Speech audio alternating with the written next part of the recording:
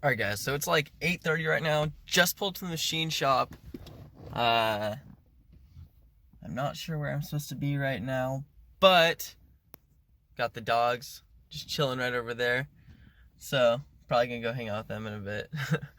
No, but I'm excited. Today's finally the day. It's 30 degrees outside, rained last night. Roads are crazy slick, and we are on slicks. So, definitely a little bit of a sketchy drive over here. But I'm really excited to get started.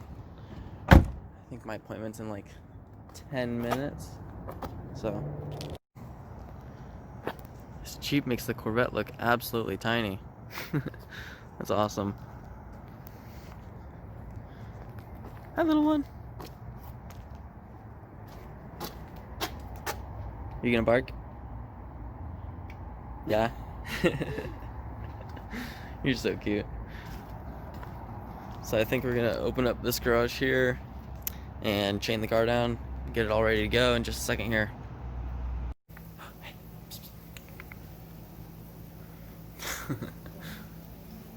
What's so interesting out there?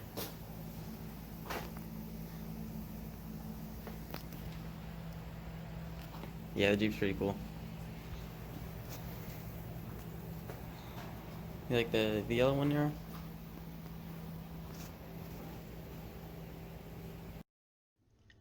At this point, you might be wondering what a dyno actually is. And effectively, it's a device that you put a car on that's like a large rolling pin that's used to measure the amount of force or power the car is putting down. Using these numbers and statistics, you can alter the car's tune, their air-fuel ratios, what time the spark plugs fire, things like that, to maximize the amount of power. Alright, so unfortunately due to the pandemic, I can't hang out with them while they tune the car, so I have to leave it right over there. Got all my paperwork. It's gonna be about $1,000. Nothing too crazy. I'm just gonna let them have fun with it, and they're gonna call me as soon as they're done. Alright, well, let's just say things did not go so well on the dyno. Was doing a pull, and I guess an oxygen sensor wire dipped down onto the header and ignited. So busted out the fire extinguisher, put out the fire, and I took the car home. I made sure the wires were still good, sort of. The car was still running, so I limped it back to my place and just pulled the header off so I get to the wiring next to the starter on the passenger side O2, and things are not looking so good.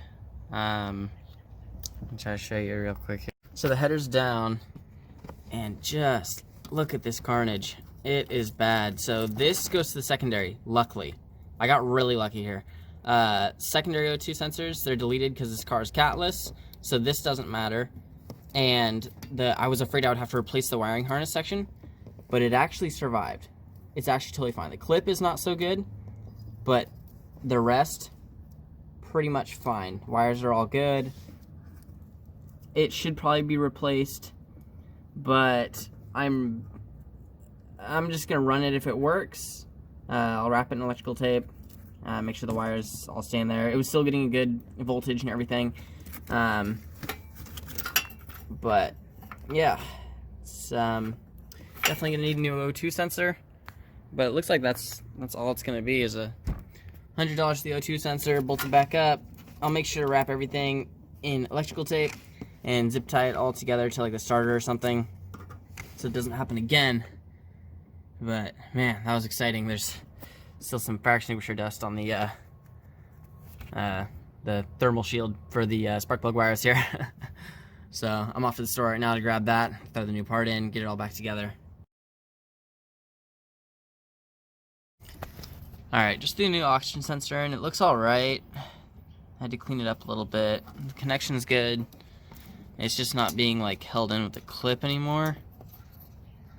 But, you know, all the prongs were alright. So I'm just gonna wrap it up with electrical tape and then probably tie it up next to the starter here. On one of these wires here, and then I'm just gonna completely like wrap this in electrical tape, just try to get it up out of the way as best I can, and then go about trying to reinstall the header by myself here. I'll see how that goes. Alright, so I called the dyno shop, and they're not going to be able to get me back in there for about another 2 weeks. So I figured I might as well spend this time before my tuning date to really solidify the engine and knock out any issues that I know the car has, so that I don't come across any more catastrophic failures on the dyno. One big thing that I've been meaning to replace for a long time now is the lifters. I just haven't had time to do it because it's gonna take a full day or two, just because you have to pull the heads off. And while I'm in there, I might as well replace the head gaskets with some BTR head gaskets, throw in some head studs, and clean everything up. So, you know, I might as well start on that project now. And I guess here we go. Alright, well, it's dark outside. I can't really see anything, but I kind of want to get jump on the project for tomorrow. I'm going to begin the task of pulling the heads off the car. I need to remove the alternator, the coil packs, and get started on the intake manifold, so I can really get down to the bare bones and start pulling the heads off. So I'm gonna jump right on into it. Alright, so I'm going to finish up the job tomorrow, and that means that right now all I have to do is get the lifters in a Tupperware and allow them to soak in motor oil overnight, so that they're all freshly lubed up. They've absorbed as much of the lubricant as possible for installation, just to ensure that everything's running smoothly. So I'm just taking these one at a time, kind of just placing them in the Tupperware before I will finally coat them nicely. I want them to be fully submerged in the oil. I'm using Royal Purple. That's what I'm running in the engine right now. And I'll just make sure it's in every crack and crevice. Really nice there. And just let them absorb as much as I can. You can see it bubbling up a little bit.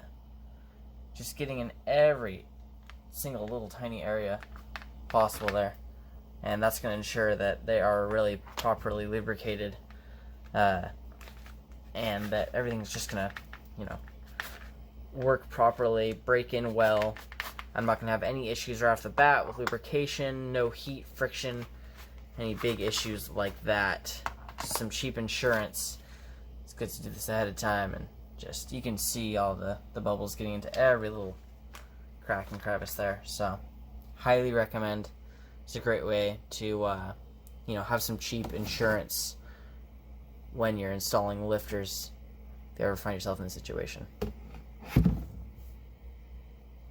Alright everybody, it is the next day. I've been slaving away all morning. It's about 11, started around 8. Got the head off on the first side, just starting on the bolts on the passenger side there. And let's see, I got quite a bit of coolant in the combustion chambers. So I'm gonna try to clean that up as best I can. Hopefully it doesn't mix in with the oil too much. But I'll definitely need to change the oil after I finish this up. I would say, honestly, the only thing that really held me up was this bracket here. Getting to these bolts behind the pulleys and stuff, it was just a huge pain in the neck. But, you know, luckily I'm about to pull the lifter trays, swap those lifters out, and we'll get to see if there's any carnage. I believe one of the ones back there are seized up, so we'll see what's going on with that. And then it's just going to be me cleaning up this head. This whole surface. I want to try to get it all nice and polished up for the new head gasket, but we should be trucking here. I'm happy with how it's going so far. Hasn't been any major snags, so I'm gonna just keep trying to ride the wave and finish it up as soon as possible. Alright, so here I am in the bathtub cleaning up the heads. I need to make sure this head gasket seals properly, so I want to get as much of this schmutz off here as I possibly can. Just using a little Scotch-Brite pad here, something not too rough. It shouldn't scratch up the metal at all. It is aluminum. I'm being really gentle. And of course, some engine degreaser. Just gonna get it as good as I can, spray down some brake clean, and wipe it off with a microfiber towel here. So we'll see how it goes. I just want it to, you know, seal properly. Gotta do it right the first time. Alright, quick update. Heads are back on the car. Everything's going along decently. The passenger side header is having a little bit of trouble reattaching, but I'm going to save that for later, working on the accessory bracket, and then going to be working towards the intake manifold. I think we're on the right track.